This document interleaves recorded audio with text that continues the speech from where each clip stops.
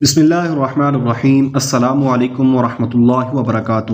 معزز سامعین گرامی، آج آپ کے ساتھ ایک اسلام کے عظیم مجاہد اور مجاہدہ کا تذکرہ کرنے جا رہے ہیں۔ ایک ایسا انسان جسے دنیا زرار بن ازور رضی اللہ تعالیٰ عنہ کے نام سے جانتی ہے۔ یہ ایک ایسے انسان تھے کہ اس دور میں دشمن ان کے نام سے کانپتے تھے اور ان کی راہ میں آنے سے کتراتے تھے۔ جنگ ہوتی تھی تو سارے دشمن اور فوجیں زرہ اور جنگی لباس پہن کر رنگ لڑتے تھے، لیکن آفرین حضرت زرار بن ازور رضی اللہ تعالی عنہ پر زرہ تو درکنار اپنا کرتا بھی اتار دیتے تھے۔ لمبے بال لہراتے چمکتے بدن کے ساتھ جب میدان جنگ میں اترتے تھے تو ان کے پیچھے دھول نظر آتی تھی اور ان کے آگے لاشیں۔ اتنی پھرتی، تیزی اور بہادری سے لڑتے تھے کہ دشمن کی صفیں چیر کر نکل جاتے تھے۔ ان کی بہادری پر بے شمار مرتبہ حضرت خالد بن ولید رضی اللہ تعالیٰ عنہ کو تعریف کرنے اور انعام و کرام دینے پر مجبور کیا۔ دشمنوں میں وہ ننگے بدن والا کے نام سے مشہور تھے۔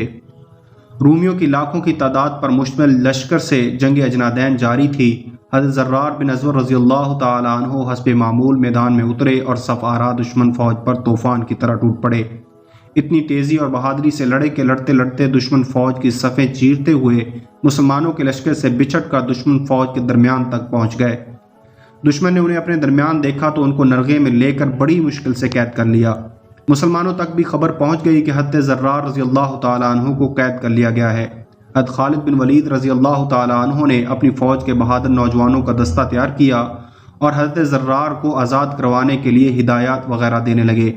اتنے میں انہوں نے ایک نقاب پوش سوار کو دیکھا جو گرد اڑاتا دشمن کی فوج پر حملہ آور ہونے جا رہا تھا۔ اس سوار نے اتنی تند خوہی اور غضبناکی سے حملہ کیا کہ اس کے سامنے سے دشمن پیچھے ہٹنے پر مجبور ہو گیا۔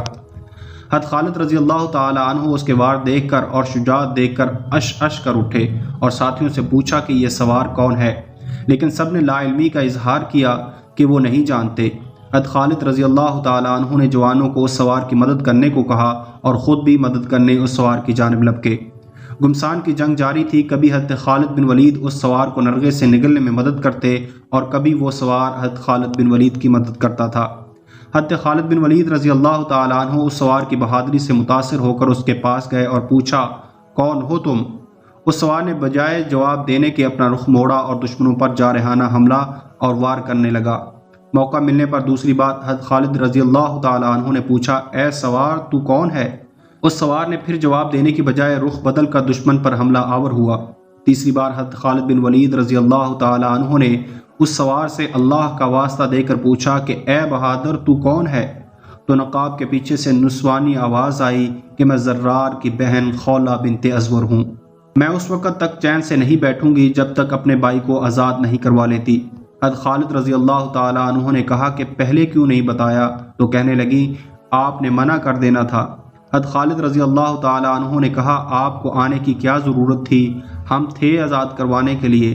حضرت خولہ رضی اللہ تعالی عنہ نے جواب دیا کہ جب بھائیوں پر مصیبت آتی ہے تو بہنیں آگے آیا کرتی ہیں۔ مسلمانوں اور حضرت خولہ بنت ازور رضی اللہ تعالی عنہ نے مل کر حضرت زرار کو آزاد کروا کر دم لیا۔ حضرت زرار بن ازور رضی اللہ تعالی عنہ کے نام پر پاکستان کے مین بیٹل ٹینک کا نام الزرار رکھا گیا ہے۔